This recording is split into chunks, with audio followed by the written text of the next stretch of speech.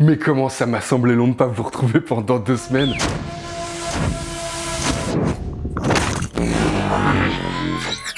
Salut à tous, très heureux d'être à nouveau parmi vous, depuis mercredi d'ailleurs. Et encore merci pour tous vos messages. Pour ceux qui s'inquiétaient, pas de panique, tout va bien. J'étais juste en formation pour essayer d'améliorer mon niveau en montage, parce que c'est vrai que je fais tout depuis le début en autodidacte. Bon, à un moment, faut passer pro, tu vois. Donc, alors on va pas se mentir, il y a des chances que ça se voit pas tout de suite. Mais enfin, si t'as envie de voir la progression s'opérer vidéo après vidéo, si tu veux être sûr d'assister au miracle, abonne-toi, active les notifications. Il y a peu de chances que je multiplie les pains. Bon, enfin, c'est pas impossible que je file quelques bananes, ça et là. Et de la banane à l'orange, il y a qu'un pas que je peux franchir aisément puisque KTM vient de présenter la version R de sa 1290 Super Adventure.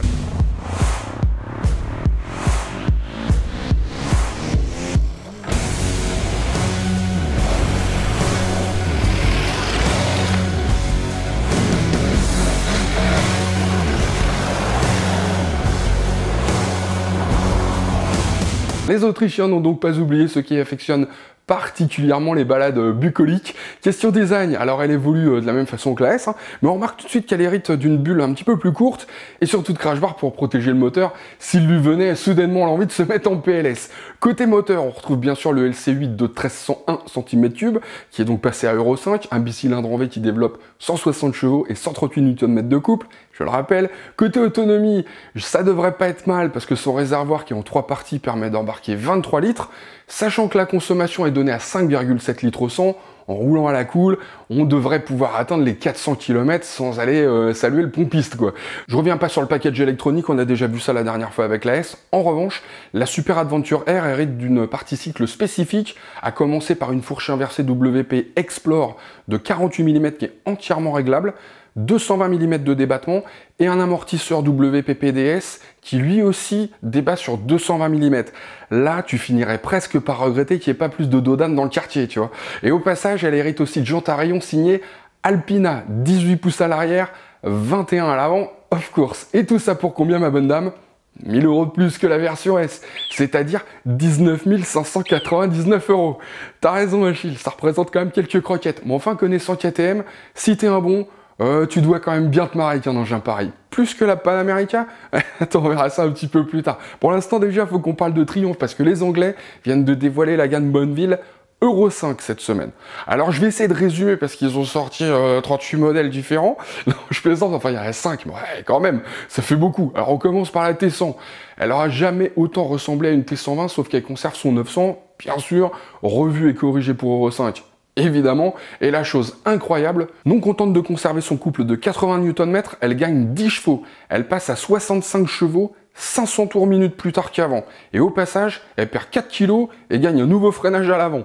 Plutôt pas mal, disponible fin mars à partir de 11 100 €. Du côté de la T120, ça bouge aussi. Son 1200 passe à Euro 5, bien sûr. Il conserve ses 80 chevaux et 105 Nm de couple, ce qui est déjà pas si mal. Mais elle perd 7 kg, notamment en héritant de nouvelles jantes en aluminium.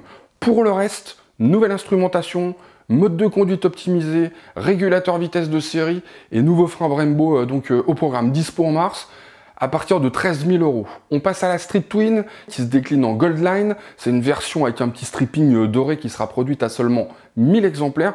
Ah oui, tiens, d'ailleurs, j'ai oublié de vous dire que la T120 existe aussi en black. C'est une version rose bonbon, donc comme son nom l'indique. Bref, la Street Twin, elle évolue donc essentiellement au niveau esthétique parce qu'elle avait déjà pas mal été revue en 2019.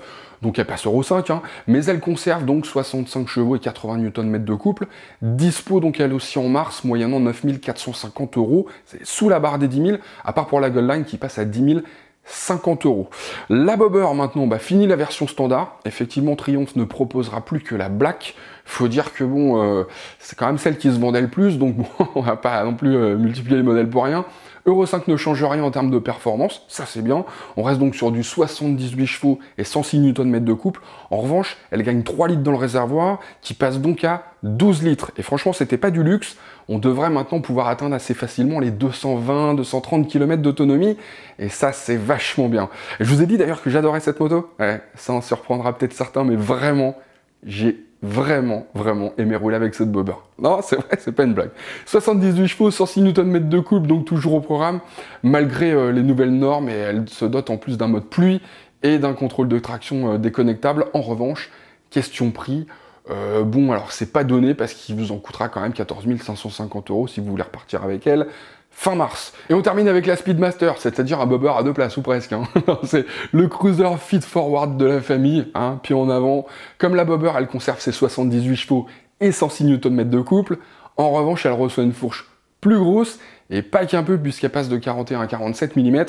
Et puis elle gagne aussi de nouvelles selles plus confortables, et pour la selle passager, plus simple à retirer. Comme ça, on la transforme en bobber, ou presque. Comme pour le bobber, dispo fin mars, moyennant 14 550 €. Oui, Achille, on en a fini avec les bonnes villes. Pour les scramblers, on verra ça un petit peu plus tard. Pour l'instant, on n'a pas encore les infos. Donc on passe à la Pan America, les amis. Alors on sait enfin tout du Maxi Trail Harley Davidson, et le moins qu'on puisse dire, c'est que Harley nous réservait peut-être une très très belle surprise. Déjà, c'est pas une, mais deux Pan America 1250 que l'on va voir débarquer, puisqu'il y a une standard et une spéciale. Voyons déjà ce qu'elles ont en commun, à commencer par ce nouveau moteur, Revolution Max 1250. Déjà 1250, ça laisse aucun doute sur la cible visée par Harley, même si c'est un V-twin. Il développe 150 chevaux et 127 Nm de couple. Là en revanche, c'est plus puissant mais moins couplé qu'une BMW. Et là de la part de Harley, ça me surprend un petit peu. Ouais.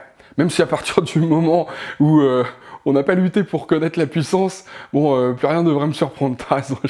Bref, il est porteur, ce moteur, il est doté d'une admission variable. En revanche, pas de cardan, c'est une chaîne. Donc là déjà, on dit bye bye aux inconditionnels de l'arbre à cardan, c'est-à-dire au BM. Pour tout ce qui concerne l'électronique, etc., il y a tout un package, machin, ça fonctionne même en courbe, donc c'est bien. Il y a des modes de conduite, aide de démarrage en côte, écran TFT Bluetooth. Ouais, c'est pas là qu'on va trouver les différences entre la standard et la spéciale.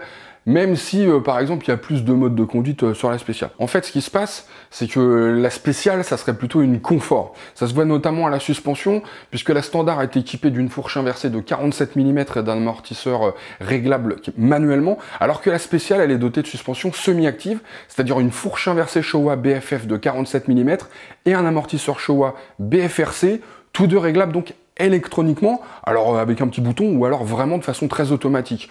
Quant à savoir si elles ont des aptitudes au off-road, on voit bien qu'avec un pilote d'exception, ça semble passer partout, hein, mais elles n'ont qu'une jante de 19 pouces à l'avant, donc là aussi, on sent bien qu'elles n'ont pas non plus vocation à faire le Touquet, quoi. Hein. Et je dis pas ça parce qu'elle pèse le poids d'un âne mort, parce qu'étonnamment, elle ne fait que 242 kg tout plein fait. Alors d'accord, c'est 2 fois plus que ce qu'il faudrait pour commencer à s'éclater dans la pampa, mais c'est 6-7 kg de moins qu'une GS.